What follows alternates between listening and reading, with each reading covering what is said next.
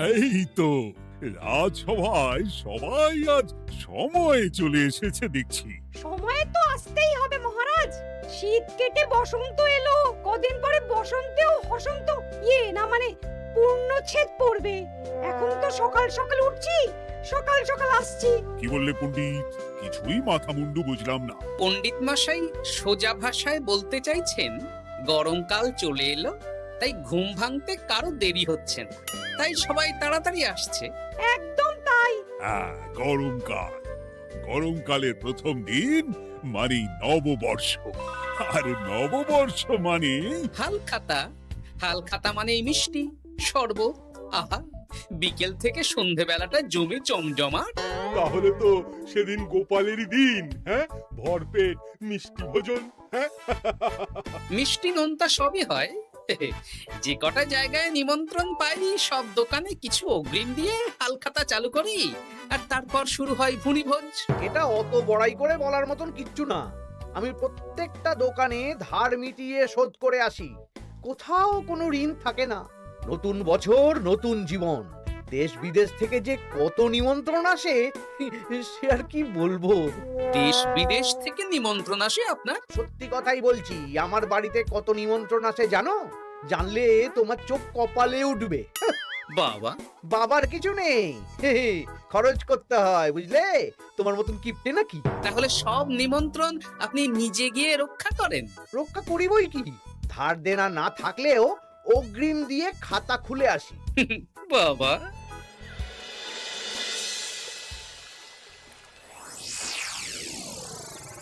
তোদের একটা কাজ করতে হবে। কি কাজ বলে ফেলুন? তোরা উঠতে বসতে গোপালকে জিজ্ঞেস করবি, কি গোপাল, কটা হাল খাতার নিমন্ত্রণ পেলে? মন্ত্রী মশাইকে তো 10টা দোকান থেকে বলেছে। বুঝে গেছি, গোপালকে আপনার কাছে আরো খাটো দেখানো হবে। এই যে শোনো, এই থলেটা ধরো, হ্যাঁ?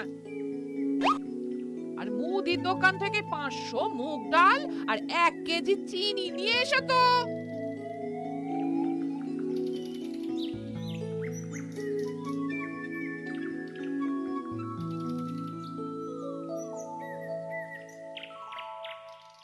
আরে গোপাল চন্দ্র যে, তা কোথায় যাওয়া হচ্ছে?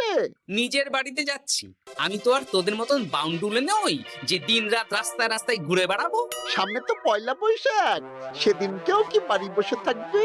কেন? সেদিন আমি কোথায় থাকবো না থাকবো সেটা আমার ব্যক্তিগত ব্যাপার, তোদের কি? না না, আমাদের আর কিছুই না। তবে এবার তো মন্ত্রী মশাইয়ের কাছে ইতিমধ্যেই 10টা দোকান থেকে নিমন্ত্রণ পত্র চলে এসেছে। তাতে আমি কি করব? না না না না, আমরা জানতে চাইছি ওই তোমাকে কতগুলো দোকান থেকে নিমন্ত্রণ করলো গোপাল? গোপালকে ভয়ে কোনো দোকানে নিমন্ত্রণ করে না। এই, সেসব তোদের বলতে যাবো কেন রে? বলবেই বা কি করে? একে তো কিপ্টে, নিশ্চয়ই হাল খাতায় কোনো অগ্রিম দেয় না, আর মন্ত্রী মশাই অগ্রিম দিয়ে দিয়ে ভরিয়ে দেন। কি জ্বালাতন রে বাবা! জ্বলেছে জ্বলেছে, গোপালের জ্বলেছে।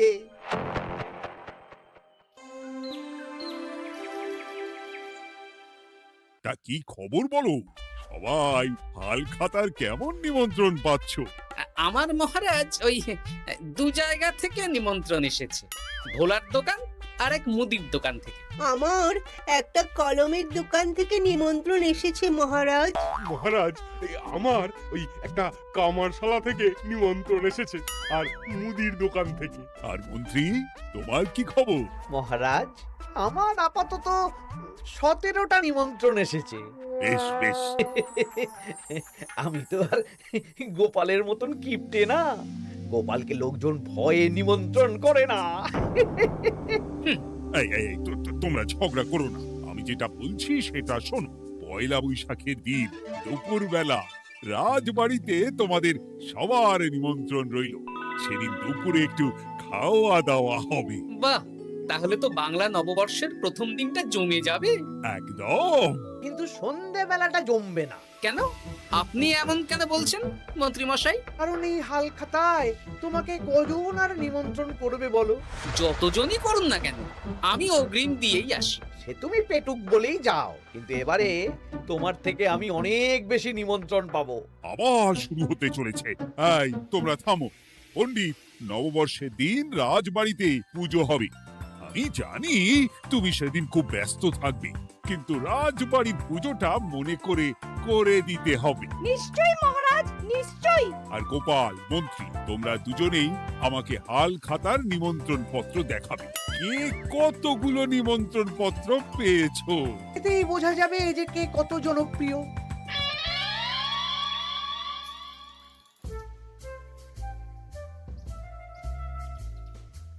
কি গো, তুমি সেই তখন থেকে পায়চারি করছো যে?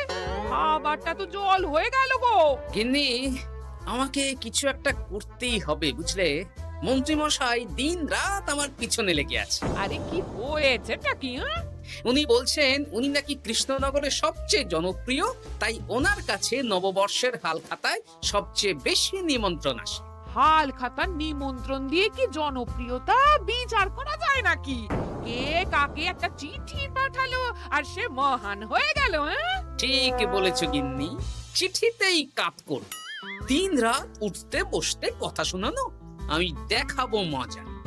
এই বলি, তুমি কি করবে? এবার খেলা জমবে, মজা হবে।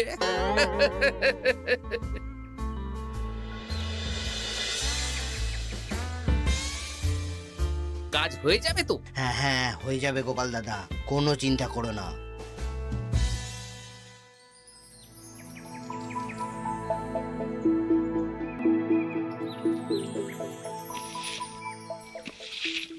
ও দিদা, আমরা তো তখন থেকে ঠায় এখানে দাঁড়িয়ে আছি। দাদু কোথায় গো? তোদের দাদু আসছে আসছে, বলি এক্ষুনি চলে আসবে। হ্যাঁ, এই তো চলে এসেছি। বলো দাদু, এত সকাল সকাল তুমি আমাদের ডাকলে? এই নে। এই নিমন্ত্রণ পত্রগুলো মন্ত্রীকে দিয়ে আয়, আর বলবি যেমন বলছি তেমন কর, কোনো বাড়তি কথা বলবি না। মন্ত্রী মশাই আমাকে অনেক অপমান করার চেষ্টা করেছে, এবার আমিও মজা দেখাচ্ছি। হ্যাঁ, ঠিক আছে দাদু, তুমি যেমন বলছো আমরা তেমনই করছি। চল তাহলে মন্ত্রী মশাইয়ের বাড়ির দিকে যাই।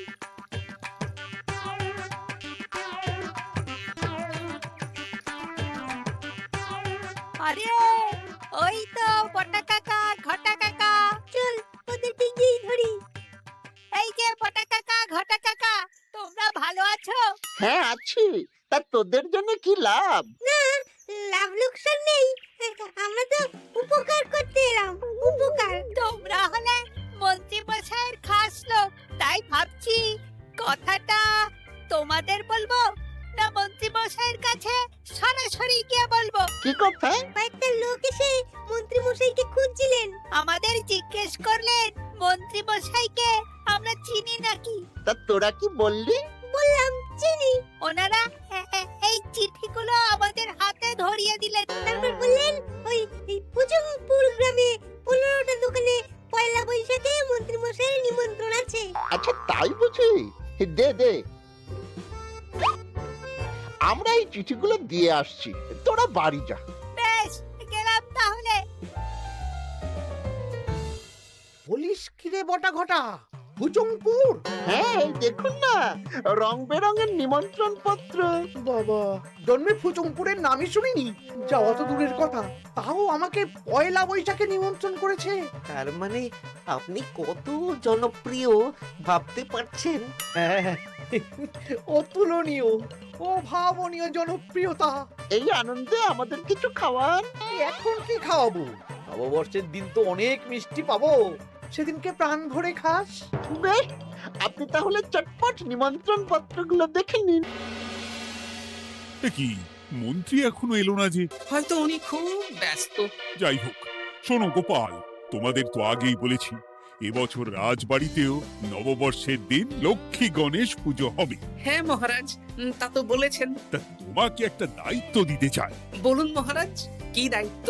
তুমি মৃৎশিল্পী ভাইয়ের সাথে দেখা করে একবার খোঁজ নিয়ে আসবে প্রতিমা বানানোর কাজ কত দূর হলো। আচ্ছা মহারাজ, হে আর এমন কি কাজ, আমি আজকেই খবর নিয়ে নেব। ক্ষমা করবেন মহারাজ, আজ রাজসভায় আসতে একটু দেরি হয়ে গেল। কেন আজ হঠাৎ করে দেরি কেন? কি হয়েছিল তোমার? জ্বর, বমি না পেটের ব্যামো? জনপ্রিয়তা মহারাজ, আমার জনপ্রিয়তা দিনের পর দিন বেড়েই চলেছে। হুজুমপুর রাজ্যের 15টা দোকান থেকে আমি হালখাতার নিমন্ত্রণ পেয়েছি। ভাবা যায়? বাবা, ওই রাজ্যে যাওয়া তো দূর, নামও কোনোদিন শুনিনি। হুজুমপুর। এ 200 মাইল দূরের রাজ্য। চিঠিগুলোতে বিশদে ঠিকানা লেখা আছে। বাবা, বিশাল ব্যাপার তো। তা গোপাল, তুমি কতগুলো নিমন্ত্রণ পেলে? আমি পেয়েছি, বেশ কিছু পেয়েছি মন্ত্রী মশাই। দেখবো নববর্ষের দিন দেখবো তুমি কতগুলো নিমন্ত্রণ পেয়েছো। আমি এই রাজ্য ভিন রাজ্য সব জায়গায় যাব, হালখাতায় অগ্রিম দেব আর মিষ্টি খাবো। বেশ, ঠিক আছে।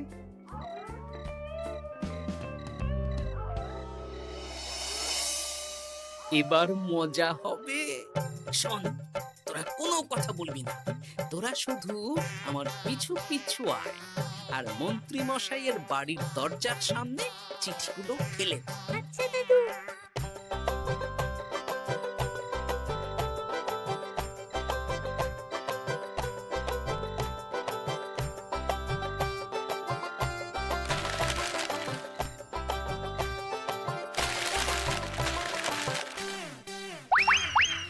বল এবার তোমার দিকে।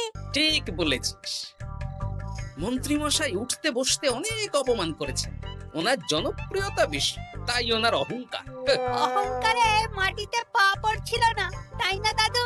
একদম তাই। শোন, কালকে দুপুর বেলাও চুপি চুপি আসবো, কেমন?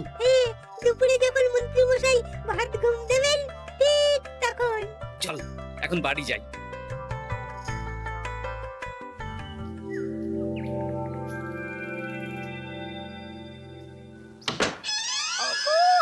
ওগো দেখে যাও গো। কে গো? তুমি কোথায়? বাইরে এসো, বাইরে এসো। আরে কি হলোটা কি? সকাল সকাল চিৎকার চেঁচামেচি করছো কেন? আরে আরে আরে দেখে যাও আগে। আমাদের বাড়ির সামনে কত চিঠি, হাজার হাজার হাজার চিঠি। সত্যি তো, ওরে বাবা, এত চিঠি! দেখি দেখি দেখি। কিসের চিঠি গো? হালখাতার নিমন্ত্রণ গো, ঘেচাংনগর গ্রাম থেকে। দেখি এটা এটা দেখি মল্লপুরের মুদিখানা, দক্ষিণনগরের দশকর্মা। ওগো, এইসব জায়গা তো নামই শুনিনি। তাই তো দেখছি। আমি এত জায়গায় নিমন্ত্রণ রক্ষা করব কি করে? শুধু নিমন্ত্রণ রক্ষা নাকি, হালখাতা যাওয়ার মানেই অগ্রিম দিতে হবে। এখানে কম করে 1000 খানেক চিঠি আছে। গতকাল সকালে তুমি 15টা চিঠি পেয়েছিলে। তার উপর এই রাজ্যের বেশ অনেক কটা দোকান থেকে নিমন্ত্রণ এই সেরেছে। মন্ত্রীমশাই, এই নিন। রাস্তায় একটা লোকের সাথে দেখা হলো, এই চিঠিগুলো ধরিয়ে দিয়ে গেল। বললো মন্ত্রীমশাইয়ের হালখাতায় নিমন্ত্রণ। নাম বললো না, মুখে গায়ে চাদর মুড়ি দেওয়া। এই গরমে চাদর? সেটা জিজ্ঞাসা করতে শুধু বললো ঠান্ডার রাজ্য থেকে আসছে কিনা তাই। বলিস কি, ঠান্ডার রাজ্য থেকে আমার নিমন্ত্রণ? বাবারে বাবা, কি জনপ্রিয়তা! থাম একদম। তো জায়গায় কম করে 5 মোহর অগ্রিম দিলে তো 5000 মোহর খরচা হয়ে যাবে। তা অত মোহর আমাদের কাছে আছে নাকি? তাহলে এবারে আপনার জনপ্রিয়তার কি হবে? নিকুচি করেছে জনপ্রিয়তার। দাঁড়া দাঁড়া দাঁড়া, আগে সবকটা চিঠি পড়ে দেখি।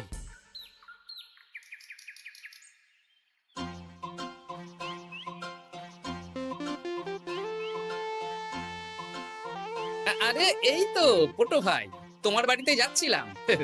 ভালোই হলো, দেখা হয়ে গেল। গোপাল দাদা, বলো বলো। কাল বাদে পরশু তো বাংলা নববর্ষ, তা রাজবাড়ির জন্য লক্ষ্মী গণেশ প্রতিমার প্রস্তুতি কত দূর? হয়ে গেছে তো, এখন একটু শেষ বেলায় তুলির টান দিচ্ছি। আমি আগামীকালই রাজবাড়িতে মূর্তি দুটো পৌঁছে দেব। ব্যাস, চিন্তা মুক্ত হলাম। আমি মহারাজকে জানিয়ে দেবো। হ্যাঁ, আচ্ছা।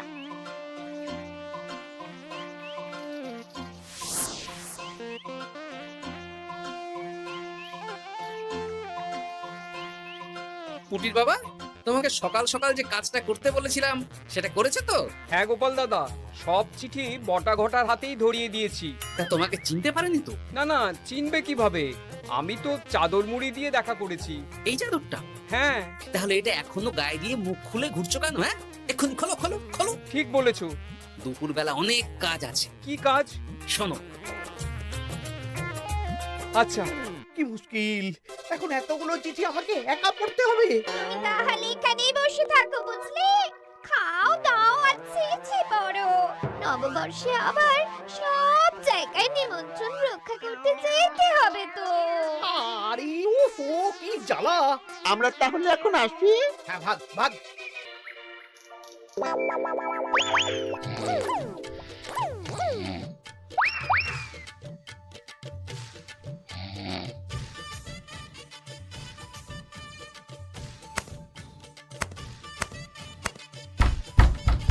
কে রে? এবার মন্ত্রী মশাইয়ের মাথা কাজ করবে না। এত চিঠি গুনতেই পারবেন না। ওরে বাবারে, আমার কান্না পাচ্ছে। এখানে তো পাহাড় সমান চিঠি। কোথা থেকে না কোথা থেকে আমাকে নিমন্ত্রণ করছে। তুমি এত জায়গায় যাবে কি করে? আমি বুঝতে পারছি না। ঢোকাও ঢোকাও, সব চিঠি ঘরে ঢোকাও।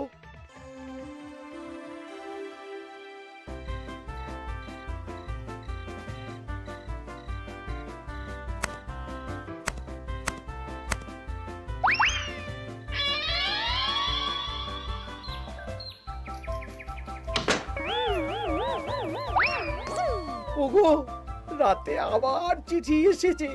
এবার আমি কি করব? আজ বাদে কাল নববর্ষ। এত জায়গায় অগ্রিম দেওয়া তো দূর, যেতে গেলেও তো আমাকে ঘর বাড়ি বেচতে হবে। পড়ো পড়ো, চিঠি পড়ো, পড়েই যাও। আচ্ছা, আমাদের রাজবাড়ির পুজোর লক্ষ্মী গণেশ ঠাকুর প্রতিমা চলে এসেছে। পণ্ডিত, মনে আছে তো? হ্যাঁ মহারাজ, মনে আছে। আগামীকাল সকাল সকাল পুজো করব। কিন্তু মন্ত্রী যে এলো না এখনো। উনি এত নিমন্ত্রণ পেয়েছেন যে পড়ার সময় পাচ্ছেন না মহারাজ। রাজসভায় আসতে পারলে হয়। বাবা বাবা বাবা, এত নিমন্ত্রণ! আমিও লোক মুখে শুনলাম উনি নাকি হাজার হাজার নিমন্ত্রণ পাচ্ছেন। দিন রাত বস্তা বস্তা নিমন্ত্রণের চিঠি আসে। বাবা বাবা, এ তো আজব ব্যাপার। হ্যাঁ, তাই না তাই। যাই হোক, কাল সকালে রাজবাড়ি আর বিকেলে দোকানে হালখাতা। ব্যাস। একদম।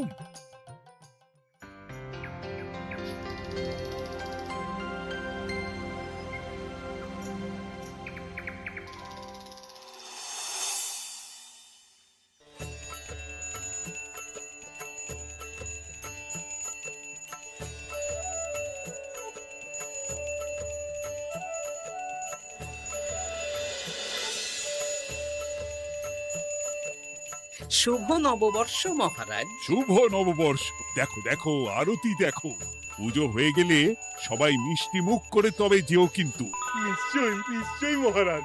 আজ তো পেটে মিষ্টির বৃষ্টি হবে। হ্যাঁ, শুধু মন্ত্রীটা এলো না। উনি এখনো চিঠি পড়ছেন, থুরি গুনছেন।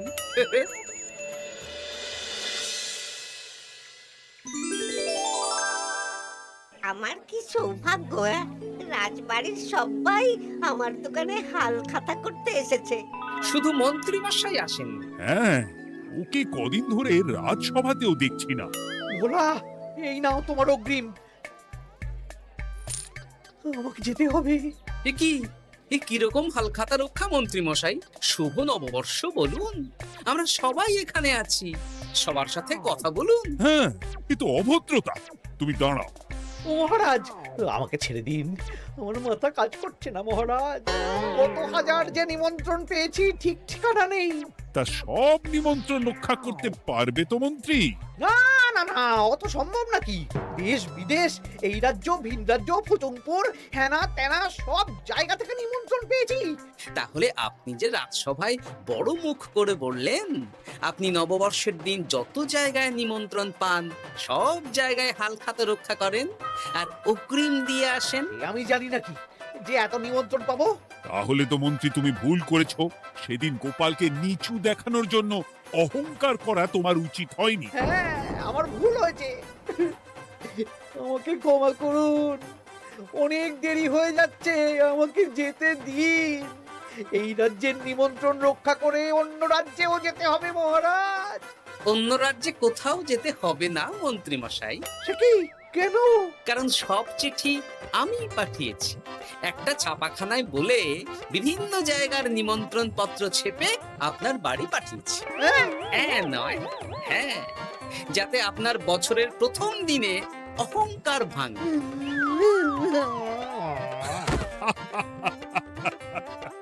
বলো বলো সবাই, শুভ নববর্ষ।